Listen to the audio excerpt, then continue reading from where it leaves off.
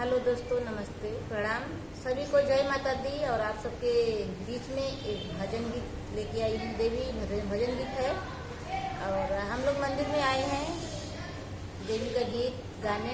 तो हमने सोचा नवरात्र चल रहा है तो देवी का भजन हम लोग गाएंगे, तो इसके लिए मंदिर में आए हैं। तो आप लोग को ये देवी भजन गीत कैसा लगेगा कमेंट करके जरूर बताइएगा आप लोग। तो आज मंदिर में आए हैं दोस्तों, देवी गीत गाएंगे, कैसा लगेगा कमेंट बॉक्स में जरूर बताइएगा। और आप लोग भी माता रानी का दर्शन कीजिएगा। माता रानी से दुआ करेंगे। जितने भी हमारे दर्शक देख रहे हैं सभी को माता रानी का आशीर्वाद लगे और आप लोग स्वस्थ रहें, मस्त रहें, खुश अपने रहें। अपने कामों में व्यस्त रहे और ऐसे ही गाना गाते रहिए। तो आइए सुने।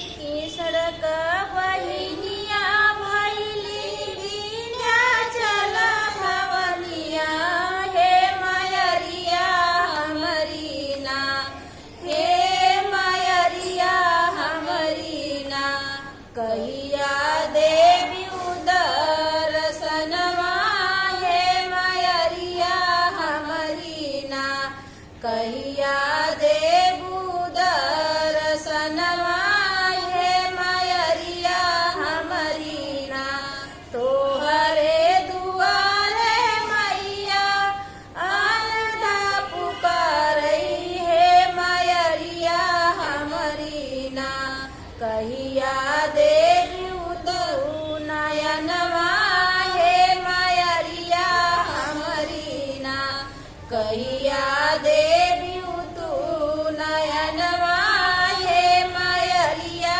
हमरी ना। कृष्ण का बहिनिया भइली विंध्याचल भवनिया, हे मयरिया हमरी ना, हे मयरिया हमरी ना, कहिया देवी दर्शनवा, हे मयरिया हमरी ना, कहिया देवी दर्शनवा, हे मयरिया हमरे ना, तोहरे दुआरे मैया लगड़ा पुकारई, हे मयरिया हमरी ना, हे मयरिया हमरी ना, कहिया देवी उतऊ पयरवा, हे मयरिया हमरी ना, कहिया देवी उतऊ पयरवा, हे मयरिया हमरी ना।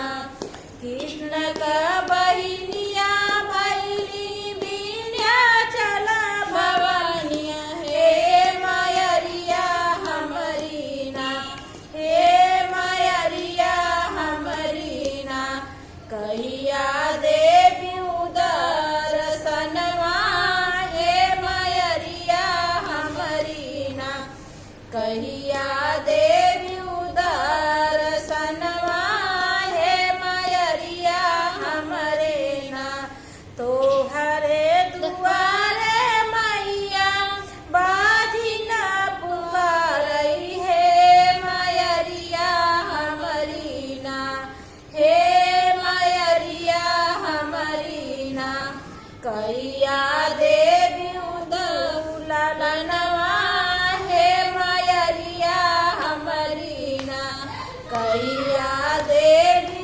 दुलनवा, हे मयरिया हमरी ना, कहिया देवी दुलनवा, हे मयरिया हमरी ना।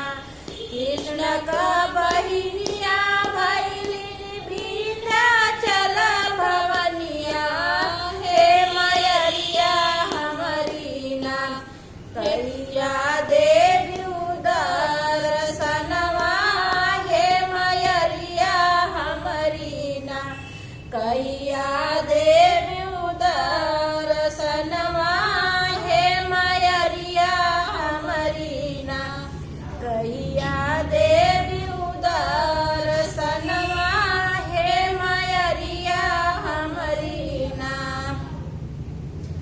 तो आप सभी को जय माता दी। प्रेम से बोलो जय माता दी।